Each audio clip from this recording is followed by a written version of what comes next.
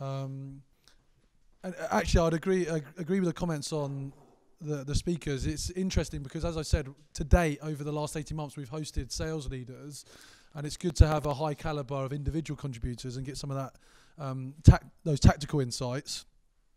And the fundamentals still apply. Surprise, surprise. A couple of points that I just want to kind of warm this up with before we open it up to yourselves. We're all salespeople, so I'm looking for a lot of questions. The notion of or the importance of a champion, and can you give or share some more of the characteristics? When do you know you've got a real champion? Is the question. When do you know that is someone that you can truly work with? Feel free to pick this up. So I had an interesting experience of this the other day. Someone actually relayed some kind of best practice sales content that they've been reading, and it was all around actually being really successful is about having a next step after every single meeting that's not, again, just for the sake of having a next step, saying we'll have a catch-up call, but actually knowing exactly what the outcome of that is when you put it in the diary, etc. What I think for me a champion is someone that identifies what those next steps are without you even having to tell them. They're navigating and networking their own business before you have to say, so what do we have to do? So when he's talking to me about, okay, security, application accessibility, procurement, and I can't remember what the other one was, it's like, fantastic. So that's the agenda for our next call, and I'll talk to you on that date. But I think when they're doing that kind of legwork, you know you've got the momentum. And what you were saying about finding a champion, not building one, I think it's very easy to find someone you get on with and say, you'll be my champion because it's a good relationship. But actually, are they actually doing what you need from a champion would be the kind of questions I'd ask myself to say if that's the right person or not. So anyone define their champion as someone they always go and meet and never seems to introduce them to anyone else? So that's not a champion. So you know when you've got a good champion because they're not going to be afraid to introduce you to the rest of the business. And it's not all about a conversation you have with them and they're trying to hold on to that and then use that in their own information or in their own messaging to the business. It's about they're willing to open the doors, actually open the doors. They will take the next steps, guide you on next steps, but tell you and take you into the room to meet people like their boss and other people of the business. I think that's fundamentally important. This is a really interesting point because I was going to ask you a question about what happens when a champion becomes a blocker. What do you do then in that situation? Because you're right, obviously this person is not necessarily a champion because they're not giving you Sure. business. How do you then maneuver around them without necessarily destroying what is potentially a relationship with the business because suddenly they feel like they've been pushed out? Yeah, so is this a sale you're currently engaged in or is it just like a previous? No, it's a situation that I'm in currently where I can definitely see that the person who I thought was a champion is starting to show behaviors of a blocker rather than a champion. But I can't be sure yet, but I'm starting to feel like it's moving that way. Yeah, I mean, I suppose I would say you need to take a bit of a risk in that situation. Like certainly what I would do and have done is you need to, so you're scared you're going to piss your champion off, right? Yeah. Let's be frank. I also know this champion has a lot of influence. Sure.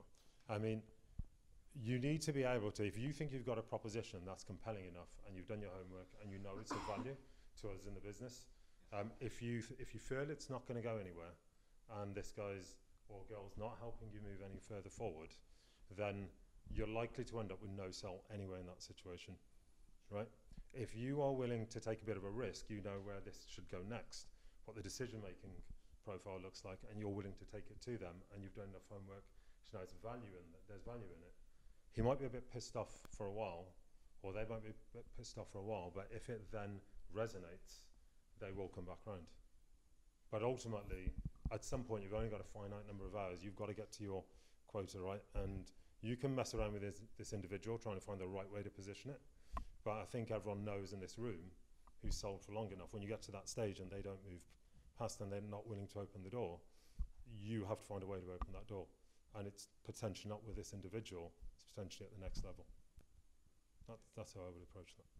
You think to add on champions? Yeah, sure. Just that situation, I think the only person that's going to give you the answer is the person that's not giving the answer at the moment. So the way I'd approach it is just try and take them for a coffee, something that's informal, something where they don't feel threatened. Just ask them why they're not being as responsive as they were being maybe a week or so ago. And as you start to get under the skin of it, it might be nothing, it might be something. It might be something that their managers told them. You can't keep speaking to this salesperson. It might not actually be something per se that they want to do, but they're being told to do it, so they're kind of toeing the line. So you can probably save yourself a lot of time, a lot of worry just by getting to know the person and asking them why.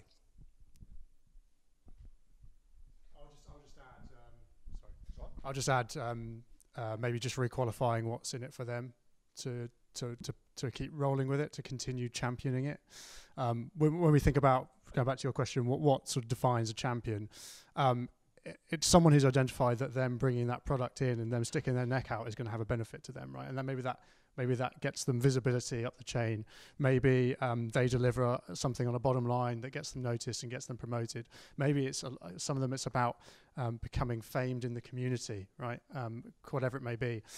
If someone stops showing that behavior or stops being a champion in that way and starts acting like a blocker, got to understand why, and perhaps it's because they're being blocked in turn. Maybe their manager or whatever is not listening to them and they've just given up or whatever. I think just requalifying to them what this could do to them or how it could help them, and if they don't see it, then maybe you just got to go around them.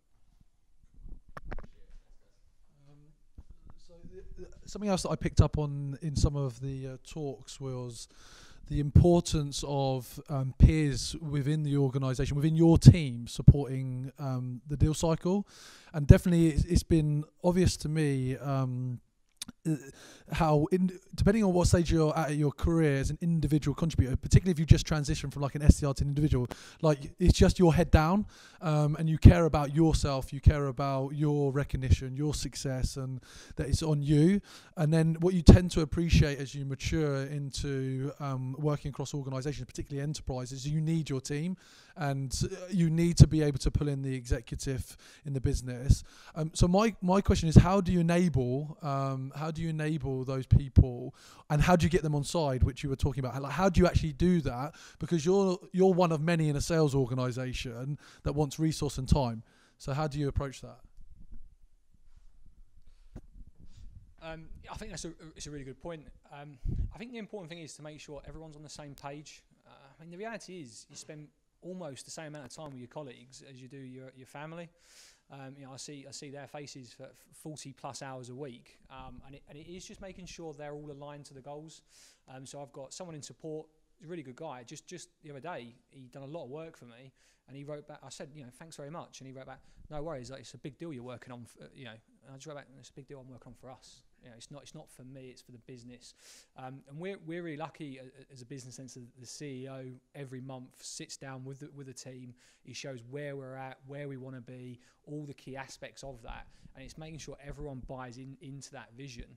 And one of the things that salespeople, hopefully no one in this room, but are typically bad at is sharing. We're proud people. We want to keep our secrets to ourselves. We don't want to share. But that is when you start putting blockers on yourself. You start alienating yourself from your team. It is about ensuring that everybody buys into that vision, and just language. You'll find some bosses will say, "Oh, they work for me." The best bosses and best leaders say they work with us. That's my colleague. It's not, "Oh, this is someone who works for me." So I think there's a lot of things you can do, but it's around language and engagement and making sure everyone buys into that vision. Just know your deal is a really good one there. I mean, when you step up and you want to take that resource, people are going to want to know that you understand what that deal is, why it's of benefit for the business. Exactly. If you're going to use resources, what's the outcome of using the resource? We need to use X because it results in that. Because actually, it's the reality is the resource is scarce within businesses. I mean, we think about our sales engineering team, which is maybe 8 people servicing how many sellers? Simon, how many in your team? 13, say 30 on your side.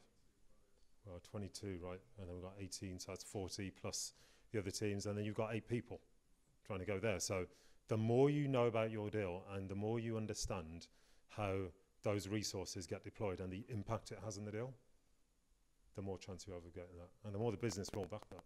Right? Yeah, I think kind of to a similar point, and it seems really obvious. However, I've been around a couple of people recently who haven't done it and the repercussions aren't great, is if you're going to use the resource, know your deal, but make sure also everyone else knows the deal and knows why they're there, why you want them there, what you expect from them, what the outcome of that meeting is, what has to happen for that to be a success. Like if you're traveling up and down the country and you're taking up very limited resource and it turns out that the whole board is sitting in a meeting and that guy was expecting like a WebEx call, it doesn't go down particularly well. So I just, the preparation for everyone. Cool. Last question for me before we can open it up to yourselves. Executive engagement. So this is something that I've consistently seen also in my career, that, you know, every sales VP, every boss is like, how are you going to get it to the exec level? And it's the most obvious question to ask of your team. It's sometimes the most bloody difficult thing to bring in those senior executives to get a deal over the line. Have you got any kind of tactics or approaches that you use to make that successful? Are you talking customer execs or? So if I'm speaking. God bloody hell, yeah. I think it is a tricky one. It's a really tricky one to get when you're creating the opportunity. I think you need your enabler or your champion to do that if you've never had the relationship with the customer before. So it goes back to a lot of things that we've said earlier around solving that particular problem. It's got to really resonate for the company and also the exec as the person. So basic stuff like doing your research. What are they tweeting on? What are they tweeting about? What have they got on LinkedIn? Who's in their network? Getting that concise message to them. So you've got I kind of use the elevator pitch. I find execs have a very small attention span, either within Microsoft or within a customer side. So if you've not got them within that 30 seconds, then you probably don't have them for the rest of the hour. So really making sure that you're concise in what you're trying to get from them. Sorry. I think there's a real key question that you should be asking really early on in your sales conversations. It's a question that was shared with me a couple of years ago, and it's changed the information that I find out and how I work. But it's a really simple question. It's just asking your prospect, who else cares about this problem? You ask that really early, and they will start to tell you who else cares, who the other stakeholders are. And the key thing here as a salesperson is that the best analogy is used, I won't get the quote exactly right, but it's that doctor-patient relationship. As a doctor, you ask all the symptoms, you ask all the questions, all the problems. How much does that hurt? Where's the pain? Can you live with that? Do you need the medication? That's what a sales rep should be doing. And then when you give that prescription, no one ever says, oh, yeah, maybe I'll take it. You just go straight to your pharmacist, you bill it, you take it. And as that sales rep doctor, asking those questions early on, finding out who else cares, allows you to give the right prescription. And you actually say to them, I suggest before we go any further, that next meeting, we invite X, Y, Z because you've told me they care. And the amount of times they go, great idea. And that just saves you doing 4 or 5 demos and then getting up to the top of the line. You get dropped off there right at the start because you've suggested that. One other piece I would add is you'd be surprised how little the execs know about what you've been doing in the account. So there's this assumption that they won't want to talk to me because they already know everything. They know we're doing a proof of concept, we're working on this proposition. So if you can reach out to these guys and give them referenceability of people you've been talking to within the business, but you want to tell them about their own business and what you discovered, you'd be amazed at how many execs will take that meeting. Because in their mind, they're about to learn something about the organization that you assume they know that they have no idea about. So my tip would be to take everything you've learned and use it to want to tell them about their business. And it's been based on working with their business, these individuals, and you'll find that tends to resonate. Fantastic. Yep. We open up for questions. On the back of Mark's talk about cold calling, but then do you guys reckon that cold calling into enterprise size accounts? What is enterprise 100 million plus? Yeah, 100%. Sure. Yeah. Nothing's more effective than picking up the phone. There's so many technologies out there as well now that help you find mobile phone numbers. So Zoom Info being a great example. I just click a button. 8 times out of 10, it give me a mobile phone number or a direct dial. Making phone calls, most effective way to fill your pipeline. I can't stress that enough. People just need to stop hiding behind crap emails and thinking they've done their job. Pick up the phone, speak to someone, qualify them in, qualify them out, get a referral. Doesn't matter who they are, they all put on their pants the same way in the morning. There you go. It's just true. It's just true. There you go. Yeah, I see you can never sell anything off email or any kind of instant message or whatever. When you call in, just think of the time as well. Generally, the execs days are probably going to be filled up from 9 to 5, 9 to 6, 7 or whatever. If you can get something in at 8:30. I've seen, certainly with our company, they do block out lunch. So lunch is not often a bad thing, particularly on the mobile. And I would always focus things around timing and prep for that call. Sorry. No, that was a meeting. So I've worked with a customer for quite a while. The transition point, they started to look at the procurement 2 years out because they've got a plan given the size and the scale of the project. So we already had the relationship there. To be fair, there wasn't a lot of kind of dialogue over the kind of 3 months precursor to the actual initial meeting, but that was an introduction, just a meeting with about 15, 20 people that we pitched, basically. You know, it is truly a mindset piece around cold calling. First, I mean, I don't know if it's an ego and arrogance, but I just don't call it. In my head, it's a warm call. When you start hearing my voice, it's warm. Do you know what I mean? It's a mindset piece. And the other thing is, I think we all build up in our mind, especially when you get into that. You need like a warm up. You know, you start dialing. You're like, oh, this is terrible. You need to start early and then start dialing and be focused on those calls. The other thing is, I've seen it so many times with especially SDRs or people early. Like you've called and someone said, oh, we're not going to speak now, or hung up on you, or you know, and you actually think they remembered you called. You call again next week. They don't remember who you are. Like in your head, it was like, you know, Mrs. Smith in account A, $100 million. I can't call that person again. That's total bull. Like you can go back off those persons and have another attempt. So don't ever stop. And the other thing I would add is once you start to know, particularly an enterprise account, contacts, you know the names and you know where they're based geographically, you should be leveraging that in your calls.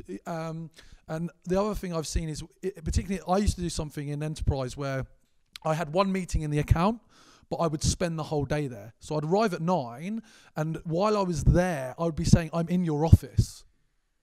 So that's not a cold call, is it? Like, I'm here. Like, I just want to pop in 5 minutes. And they're like, well, why? It was because I'm meeting Johnny at 1 o'clock. Oh, Johnny that runs, you know, that organisation. You're there. So you've got to be visible, and you've got to leverage the information you've got. Don't be shy. Next question. Go on.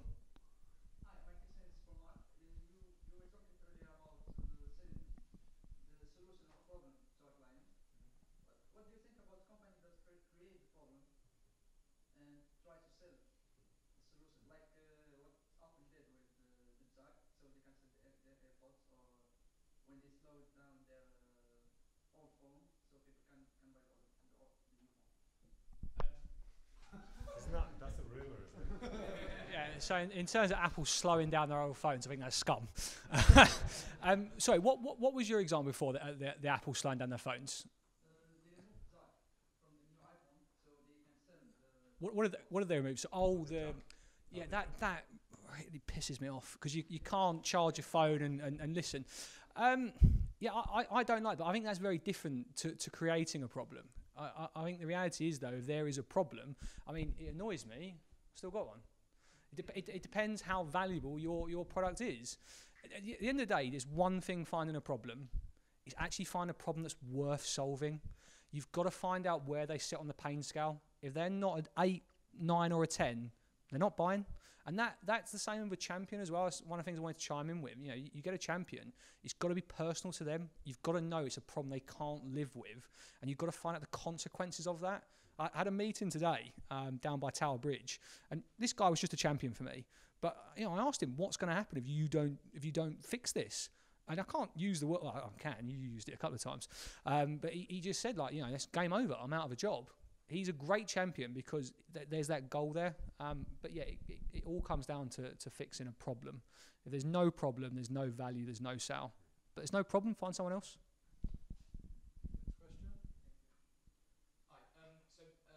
Richard, you spoke about persistence, and you know, I suppose one of the considerations and things I can struggle with sometimes is balancing that persistence with obviously our limited resource, which is time. What are the key things, you know, maybe or key triggers or maybe language use where you can start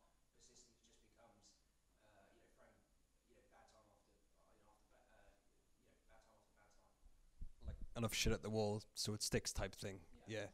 And is your question around time management? How do you find the balance? Is that balance between persistence and just knowing to give up? Yeah. Well, I guess you're saying, what's the stage at which you say that's enough, move on? Yeah. Right. Well, things, yeah. Just have more conversations on the go, right? And then the ones that are important and working will get your attention. It just goes down to doing more activity. If you haven't got enough in the pipe, you'll spend too much time on deals you shouldn't. So just keep filling up the funnel. Yeah, and happy is a big thing. You know, we're all, you know, when you get that meeting, like, yes, and you don't really qualify it. For me, qualifying out is actually something. And this is something you could do tonight in Salesforce or tomorrow. You know, statistically, your deal close rate. You know, in your pipeline today, 30-40% of them are going to close. So what's going on with all the other conversations? You're wasting time, and you think you're not. You know, you're going into your meetings with your managers, and you're just like, yeah, this is my pipe, it's going to close. And the good ones, they know how to manage properly. The bad ones, you know, you fail. You need to be able to qualify out quickly as well, so you can then focus that persistent energy in areas that are going to get you down the line. And I think that is a key piece. You're right, time is your most valuable resource. So make sure you're qualifying your own time, put it into the right places by having that activity, and then qualifying out those that are wasting time. Just to add to that, in terms of qualifying out, there's something really powerful that I learned from Hassan, the trainer, just by luck, just sat next to him at an event. And he just said to use the line, shall I close the file on this and we part as friends? The amount of times they get a response because that feels like the end, and you take that power back and you say to them, go close the file on this, part as friends. I've had people before, they're like, Mark, I did not say close the file, you know, and it's like, oh, okay, fair enough. And you've got that power back. There's nothing worse than someone that's desperate and you keep nagging and chasing. The reality is to have a full pipeline, and I'm really fortunate right now, and sales, you know, it's a numbers game, and some months you're really busy, some months not as much. At this precise moment in time, I've got loads of people I should be chasing up. I'm just not, because I've got other exciting opportunities, and that's where you want to be. So you've got to pick up the phone and get those opportunities. And another line is park it. Should we just park it? Yeah. That's, I don't know why, but it just something gets a trigger. And no, absolutely not. You know, let's keep driving it on or moving it on, whatever it is. Next question.